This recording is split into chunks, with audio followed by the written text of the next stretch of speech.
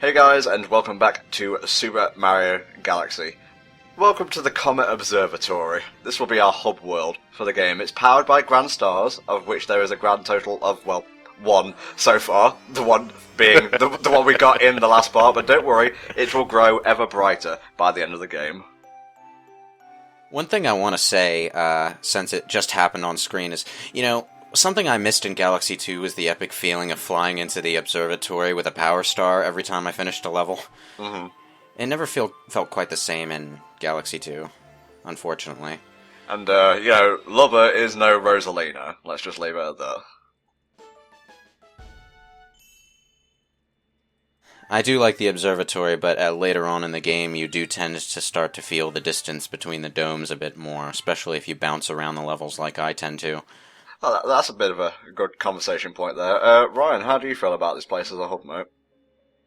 It's alright. It's still a little big, but it's no Sonic 06 or anything like that. It's plenty serviceable if that's a hub world. Yeah, it's no solely on a new city or anything like that. Johnny, what about you, mate? Well, not that it's very hard to do, mind you, but I'm absolutely fine with the Comet Observatory. It's not as, say, interesting as the castle, but it does what it needs to do, and that's just to host the new levels, and I'm perfectly fine with that. The distance between the worlds never really bothered me, so. If I had to pick a pretentious word to describe it, it would be cozy. It very much feels like a home, and that works because as we came to realise in the last part, Rosalina's defining trait is motherliness, so. Yeah, and it has a kitchen. A kitchen, a garden, a bedroom, and what else is there? The munitions factory on the top floor. VCR collection. There's a fountain. I know there's a fountain. I think it might be spouting water into the abyss back there. That is a waste of water. No basement or attic, though, I noticed.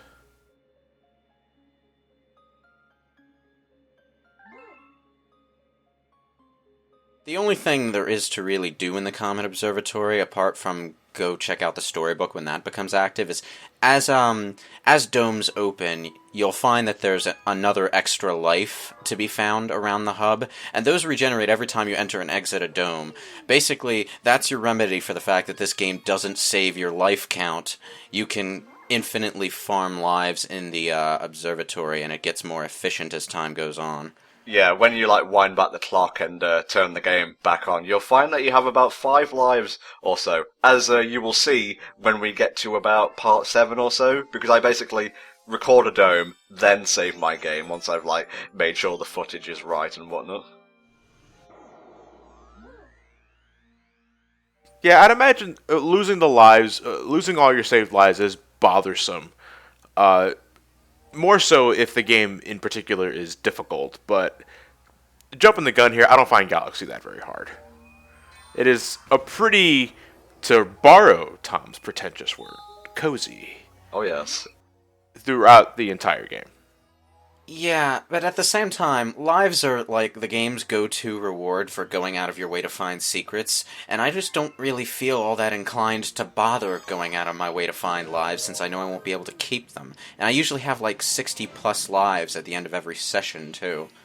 I would say not so much lives, but star bits. Now, I know gathering 50 of them will give you an extra life, but there's something more rewarding about, pointing your Wiimote at all the colorful little bits encompassing the screen. It's yeah, it's all mine. Yeah, it's all mine. And not only is it shiny, but it also helps to feed hungry Lumas, which in turn will open new levels. But that's a story for a later date. Welcome to the Galaxy. Good Egg Galaxy, to be precise. This is, I think, the first level they showed off of Super Mario Galaxy. Ryan, be a hotel brochure kind of person and just describe this Galaxy to us. It's a whole bunch of little planetoids basically kind of explaining more of what we did in the preview level, as well as getting you a bit more used to Mario's jumping abilities compared to just pressing buttons to unlock a current star, which still only counts as one. I would say the most defining thing about this level for me is, one, there's the boss fight, which we'll be seeing in a couple of stars' time, but mostly they use Good Egg Galaxy's theme, partially, in Rainbow Road Wii for Mario Kart Wii. They kind of mixed in Good Egg Galaxy into that bit of music. I actually didn't notice. To be honest, Good Egg Galaxy never really stuck out to me as memorable against the rest of the soundtrack. I'm not really sure why it pops up in so many places, but that's just my preference. You're killing me. I love Good Egg Galaxy's theme. I love the level entirely. I think it does a fantastic job teaching you everything that Mario needs to and can do for the entire game. And it's a lot of little nifty things you can find on this planet. Not only multiple pathways, I think, is the biggest one, because I'm not sure if it's in this star or in the third star, but there's an alternate means of getting to the Dino Piranha. Yeah, that's in this star, yeah. Okay, and I think that's very interesting.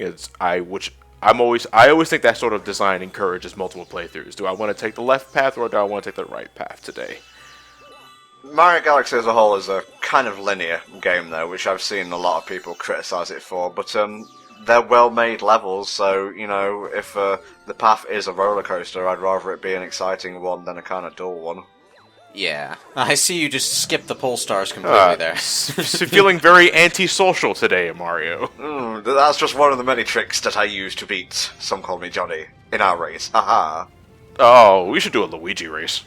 we should actually. And speaking of Luigi, well, wait until we get 60 stars, then I'll reveal what's going to happen for the rest of this playthrough. Ooh, will you serve me pie? Yes, it will be a 120 star run. Pie is included, also punch. Yay! I'm looking forward to it. This is kind of where the camera started to trip me up quite a bit, because I would always get nicked by these boulders. Now, these ones, not too bothersome, because you see that giant red fuck me light. You can hit that with a spin attack, and it will explode and give you star bits, but it'll be replaced by chain chomps come a certain comet challenge later on, and you can't spin attack those. They're kind of invincible for the most part. No, they're just kind of invincible. Unless you're invincible, then you can totally kill them. Do you utilize the homing ground pound at any point? In the 8 parts or so that I've recorded, you know, as recording this commentary, no, but I'm sure it will come up eventually. Yeah, that's a really great method of attacking ground enemies. I do want to point out, this is actually that multiple pathway section that John mentioned before. Instead of going up here and fighting the giant piranha plant, you can take a side path, take a pipe, and you'll emerge at a switch puzzle. Oh, puzzle in quotes, because it's not. It's not really a puzzle, but you do It's not have really to a hit. puzzle. You do have to hit all the switches to get out of there.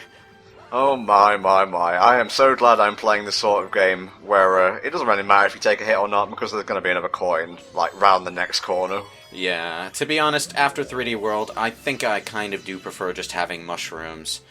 Because, you know, the punishment for getting hit in Mario Galaxy isn't losing health most of the time, it's just the fact that you take 2 or 3 seconds to actually get up. Bonus points if you're near a pool of magma, because now you're also getting quite toasty. That's happened to me on multiple occasions. Alright, why don't you help this guy out, Tom?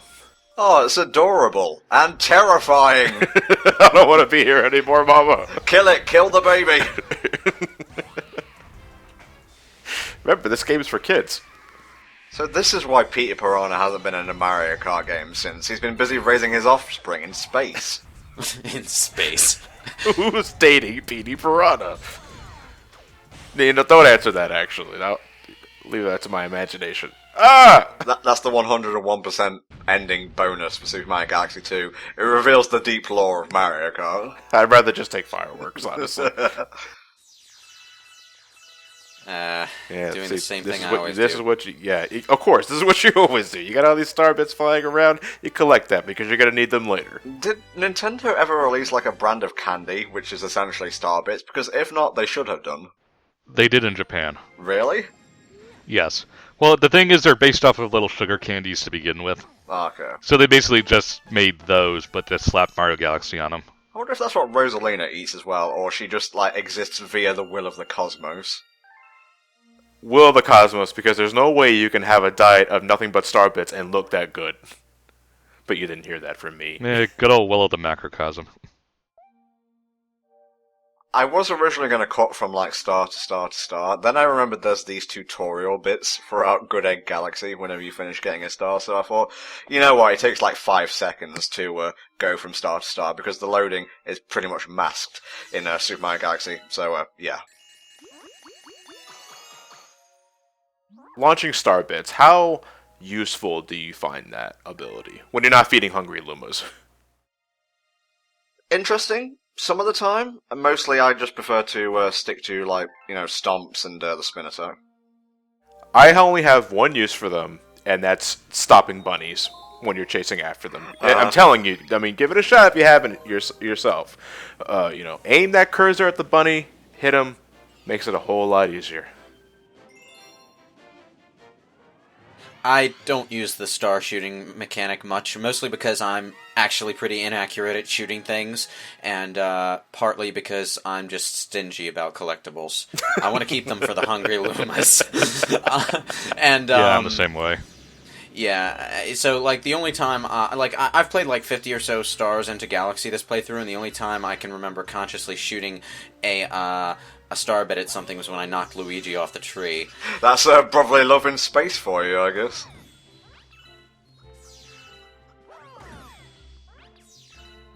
I had a real dumbass moment with these enemies. It took me the longest to realize, wait a minute, these are Octoroks. Oh, those things, they're the worst in 3D World. For some reason, they made them freaking invincible. Yeah, and I don't get that. It was like my muscle memory got me killed so many times trying to kill those guys. Yeah. In this game, it's a simple stomp to the head, and that one you have to actively, like, ground pound them. And then they go and put them on moving platforms in the final challenge Galaxy. Why? Fuck you, Miyamoto, and your dickish game design. Should never bought Galaxy. No, I don't mean that. I'm actually really happy that I did. Anyway, this is a snack of cosmic proportions. This is where we're first introduced to the Hungry Luma, if I recall correctly. Yeah, also the only non-optional Hungry Luma. Yeah, you're right about that. You're absolutely right. Usually, because from this point on, Hungry Lumas are for secret stars. So it's a matter of finding the Luma in the first place and then having the required amount of star bits. It starts low, and then it gets pretty high. But most of the time, they give you enough. There's rarely a point where I ever needed to go out of my way to get the last few star bits. To grind star bits, basically. Yes. Just this morning, I was playing Toy Time Galaxy, and there's a 50 star bit Hungry Luma in one of the missions, and I got stuck at 49 star bits. And I was desperately looking around, hoping a shooting star would show up to give me that one last star bit, but none ever came. I wish for more star bits. Rosalina, help an Italian plumber in space out here. Seriously. This is for your benefit. Yeah, I'm helping you build the damn observatory back to working conditions. This place is unsafe, unclean. Oh, speaking of star bits, I think you can actually lose star bits if you let that green thing hit you on the way back. It's kind of funny though, let's be honest. Yeah, and you can pick the star bits right back up. So it's harmless. Picking your dignity back up might be a wee bit harder though. Shake it off. So satisfying with using a launch star to go from planetoid to planetoid. Even though it is pretty much a makeshift loading screen, I don't really view it as such. Well, you get a very fancy desktop background to stare at in the meantime, so, I'm fine with it, personally. Are we at an age where we have animated backgrounds yet? Or is that just too memory intensive? Because Mario Galaxy What for wallpapers? Yeah, for like wallpapers, animated wallpaper. You can, it's just a bit labor intensive, yeah. When I was a kid, I had a desktop wallpaper of, I think it was Simpsons theme, so like Snowball 2 as an angel kitty just flapping its wings, and there was like hundreds of those. And if it can run on Windows 95, I think a Wii game in like 2007 can get it done no problem. Yes, that's my metric, a Simpsons animated wallpaper. Well, I don't know about PCs, but I definitely have a few animated themes on my PS3. Alright, so are you going to climb this the normal way, or are you going to triple jump your way up there, like every other player should? Man, I'm going to spin jump my way up there, check this shit. Okay, there you go. Yeah, this is... I love how athletic Mario is in this game, and it's mostly because of the spin jump. Yeah. I'd like to mention before we leave this planetoid, this is actually one of the ones that's shamelessly recycled in Galaxy 2. Yep. I remember it very well, actually. So did this particular planetoid, like, just come into existence, all polished with glass, filled up with space Octoroks and Goombas, or was this put here by Bowser as one of his deadly traps? Oh, you mean a glitch? Yes. Fucking lyric. No, that's a diabolical trap. Ah, okay. They're very different. Don't get them confused. You'll wind up in court. It's actually really easy for a newcomer to not to forget to think outside the box in these gravity switching sections, but with some clever backflip jumping and stuff, you can skip a lot of stuff in those areas. Speaking of skipping stuff, I'll say this now because I'm about to get the star. You're supposed to collect these 5 grab star or pull star things to create a pull star, but no, you can just long jump and do a spin and boom, there's your star. I do the same thing every time I play. Yes. It's so easy to do. I mean, why? How can you not resist doing that? You know, there's a lot of stars where you can gimp something or completely ignore an obstacle they intended you to go through with some clever triple jumping or long jumping. Oh, and they know that kind of stuff is in there. Like you don't see it until you fight Luigi, until you play as Luigi. I'm sorry, but when you do the cosmic races, Super as Mario Luigi, Galaxy Final Mix. when you do the cosmic comet challenges as Luigi, the cosmic clone uses a lot of speedrun tricks.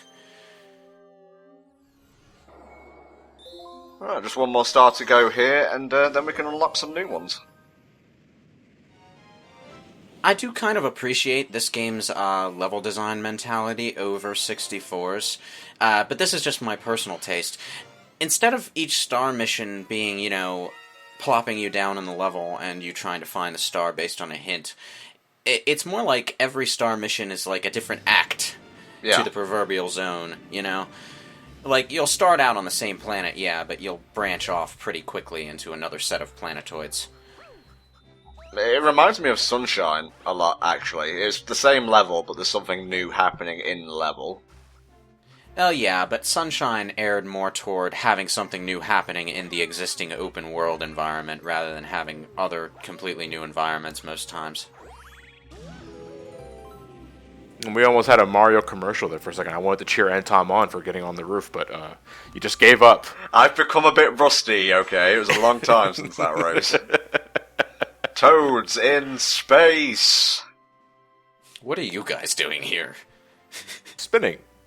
And they can't stop. Oh. Why are you guys here? Spin to Earth. Spin to Earth. You know, mushrooms are highly flammable. If we gave that mushroom a hard enough punt, he would probably break away from this planetoid's gravity and just burn up in the atmosphere. Think about that for a second.